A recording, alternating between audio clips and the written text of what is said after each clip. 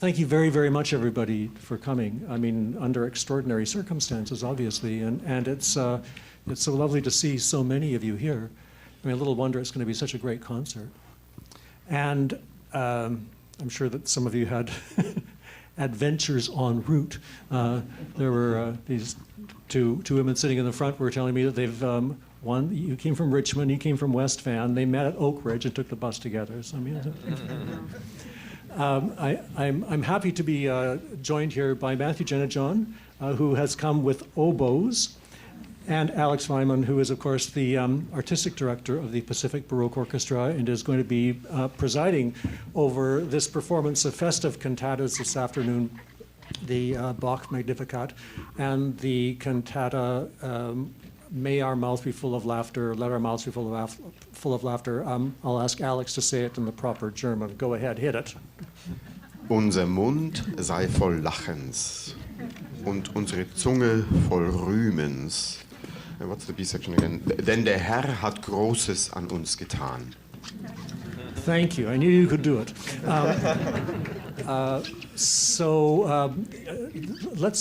Let's begin by talking first of all about the choir, because this was not clear to me when I started reading about this concert. I thought, well, where is the choir? The choir is not listed here, but the choir is the soloists. So, Alex, maybe you can just talk a little bit about that decision and about what that kind of chamber conceit, if I can call it that, brings to the performance. Because they're plainly very, very fine singers. Yeah, the inspiration actually comes from Bach's own practice. We know of some of his pieces, the Matthew Passion, interestingly, but also a lot of cantatas that he would have just one set of singers for each part. So one soprano, one alto, and so on. And they would be met by an orchestra of similar size. There's usually also one oboe only per part and one trumpet. And yes, in the string compartment we sometimes double or triple or quadruple up even to sections. But that doesn't change a lot in the volume. That's more of a color change, really. So the idea of having a large choir, while it's perfectly fine, and Bach himself would have used it, for instance, for the Johann Passion, that he performed with a larger choir, rather. But a lot of pieces ask for smaller forces. And I think, provided the case you have the right singers, and that's really important, it almost adds to the magnificence of the pieces, because with the more transparent sound picture, I think you gain in, I guess, what you call relief or profile. Sort of it's almost a 3D effect, and the polyphony and the counterpoint is almost easier to hear and to enjoy. So therefore, while, yeah, I guess you lose a little bit in decibel, I think you don't really lose in the magnitude of the pieces. It must be just plain old fun for the singers as well, because I would wager that most of them began their careers as choir singers, as most singers would. And so this, in a way, is like getting to participate in a choir, but very much a choir of peers, a choir of equals. So it must be, for them, it must be a really fascinating exercise as well, I would think. Yeah, they have not complained, certainly those days. It's a challenge on the orchestra, for sure, because everybody is sort of required to keep the energy level high, but light at the same time, if it makes sense. So we don't want to play too loud and overpower them, which can happen. Yeah. But what you just pointed out, that sort of conversational aspect of it, and that being obliged really to listen and to continuously self-assess where you are in that conversation, that's the exercise, really. Mm. Yeah. Matthew, the Bach cantatas and the Magnificat have fantastic oboe writing. These two do. They all do. What is it for you to play these pieces? What does it mean for you to come to Bach as a wind soloist, whether it's a cantata or well, in any other piece you might be involved in? What are the particular pleasures and challenges? Well, Bach is always the cream of the crop, there's no doubt. And there's always a challenge, even if you've played a piece a number of times, it's always taken seriously, even if you know it really well.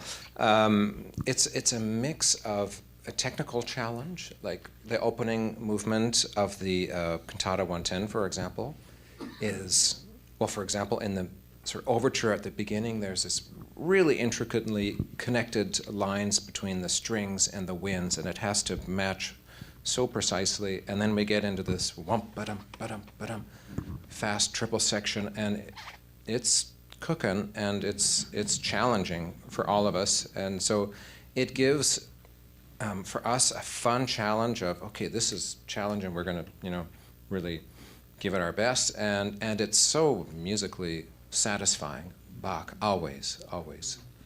You have you brought 3 instruments with you. Do you want to talk a little bit about? So are you going to be deploying all of these over the course of the afternoon? Well, these will all be played today. Yeah. Not all by me.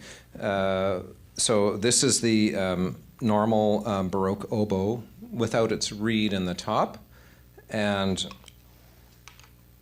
beside it here is an oboe d'amore, which is a little bit longer. It's about a minor third pitched lower, and with a bulb-shaped bell that gives it a special kind of pastoral character, I guess you could say. And so these two I will be playing, and in fact there are 2 oboe solos in today's concert, and they're both on the oboe d'amore. So you'll hear that lower sort of, I don't know, melancholic sound, and this... More goose than duck. Well said, yes. And this is the oboe da caccia, which will be played by my colleague Sarah in Cantata 110, and that is like a tenor oboe. When you see this unusual brass bell, and the rest of the instrument is made from wood, but covered in black leather. And so it's a bit like a cornetto in a way, because I play cornetto and I build them. And the curved instruments, the construction, there's always pieces glued together. And that's what's happening in this. There's little cuts and things that made it so that the maker can bend it like that. And all these little bits glued up inside, and then you wrap it all up in leather so you can't see it. And, and I think the leather provides a bit of a kind of air seal in case there's any little accident. So you will hear that in the cantata in 2 movements. And in the opening movement of the first cantata, we've got 3 regular size oboes going together. And the third oboe is often doing a rum da dum da dum da da da da dum. And the upper ones were a bit more this sort of thing. It's quite exciting. Yep. The oboe da caccia, it is a very weird-looking thing. It's like somebody took 2 kits and tried to put them together. Do you know what I mean? It's Yes. I wonder. Yeah, oboe da caccia would be like the hunting oboe. So like a horn, like a hunting horn. So I think that's where the curve shape is coming from. Sort of, One wonders whatever would have possessed anybody to make such a thing. I mean, what? Was it? But I mean, was it? Do you think it was? There's probably no way of knowing precisely, but I wonder if it was at a composer's direction that a particular sound was required, or if it was a player who thought, well, if we added this to, do you know, Alex? I have a vague memory, but is the da caccia used a lot outside Bach? Not a lot. Not a lot, because that's what I seem to remember. I can't quote any names now, It is a bit. so you would have to Google it, but I seem to remember that Bach was actually in conversation with an oboe maker, and that is a little bit a custom made, if you want, because the idea is to have an sort of an English horn kind of, right, range still, but not that long thing, which is which we didn't see, and we don't see until later 1700s. So it seems well, actually, no, there is a tenor oboe as well, which is about the same length, but it's not bent. It's a straight one. But so the bend makes it more comfortable to play, right, or to hold. well, then I would think, that's debatable. But perhaps, yeah. Because perhaps. a long instrument, wouldn't you have to stretch your fingers? It should be roughly the same thing. I see. It's a little bit awkward. Everybody sort of finds their way to hold it, and sometimes I might place the bell here, supported a little in the legs, or it can also just hold it freely.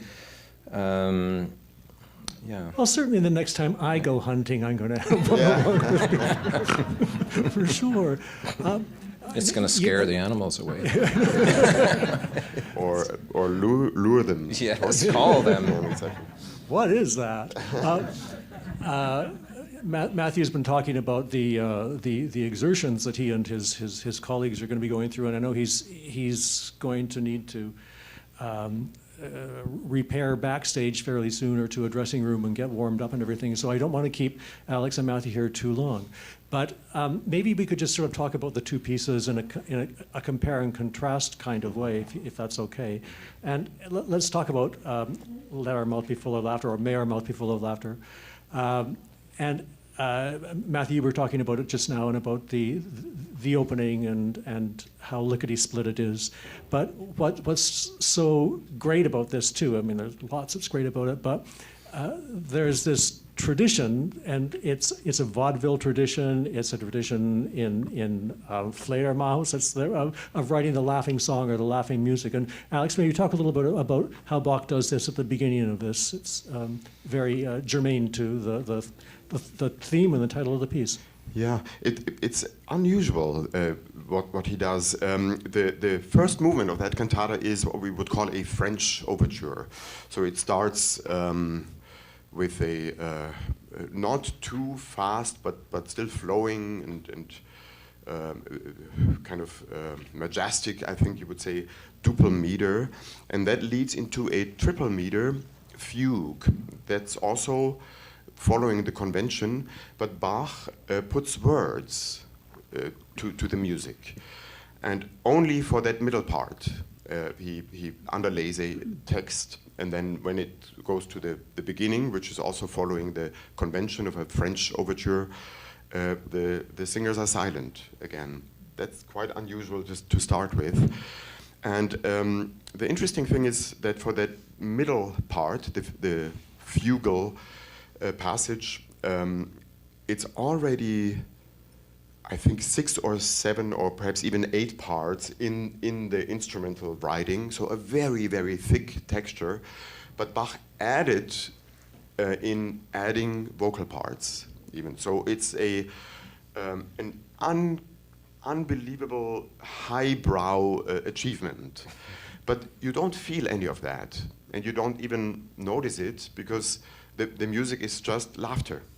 And it's laughter in all its aspects. It's a long piece, I believe 8 minutes or so.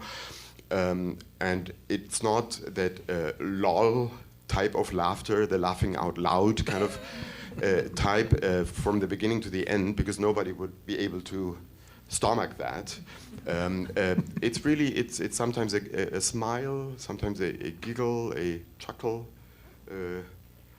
chortle, I believe is another word like that, you know, all of that, and sometimes just laughing out loud.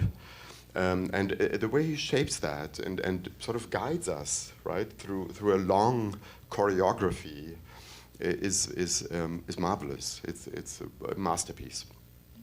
Matthew, did you want to add anything to it? Oh, well, no. Okay, fair enough. But just to observe then that it sets an interesting tone for the piece, which is a sacred piece, but was written for Christmas Day. So he's obviously making the statement that this is we are here in the cause of celebration. Yes, absolutely.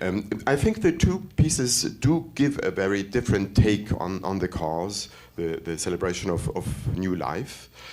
And maybe listening to the two D'Amore arias is a little bit of the key to it, because you have one in Cantata 110 and one in the Magnificat. The Magnificat is the famous Quia respexit, God who recognized the humility and still decided to unite with humanity. So it's a very, very peaceful, not without pain, I would say, but pain in hindsight, if that makes sense, or sort of a mellow take on it.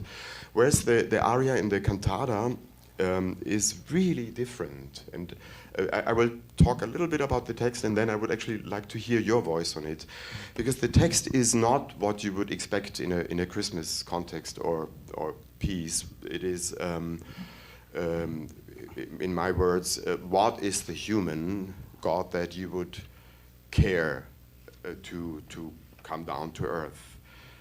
Just a worm of nothing, basically. And then in the B section, there's a little more light on the horizon, which would say something like, but at least we have the potential to grow into something lovable, if that makes sense. So it's very dark, very confusing, actually, and also musically not easy satisfaction, if that makes sense. And it's, a lot of dark moments, as you're saying, and when I practice and learn this music, I have an instrumental page of notes, but I have to look at the score and see what the text is and what the singer's saying, and look at the German translations to English for me. And when I see some of the words that are in that text, I was rather surprised. Like, Alex can say them in German, but worms, hell, Satan. Oh my goodness, wow, this is dark.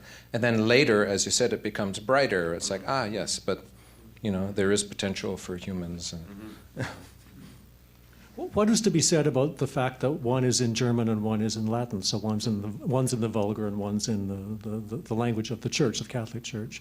So what's the fact that Let Our Mouths Be Full of Laughter is in German, it's a German text. What does that say about the intention of the piece, or does it say anything? It's a good question. Well, probably. I don't remember who, but somebody said about Bach that when we listen to his music, it's actually we're listening to a sermon, right? So it's always theology, and I think that's really true for the German piece, and maybe it's in the nature of the language even. I don't know. There's a lot of philosophy in German, indeed, and. The Latin piece, the Magnificat, is also, it is Bach, but it's for his standards, it's quite light and serene and not that kind of preaching thing that we often find in him. So it seems to grant the pleasure more generously and easily than some of his other pieces. Like the Ezurientes aria with 2 flutes and 1 voice. It's such a gem. I think a lot of you will know that one. It's quite famous.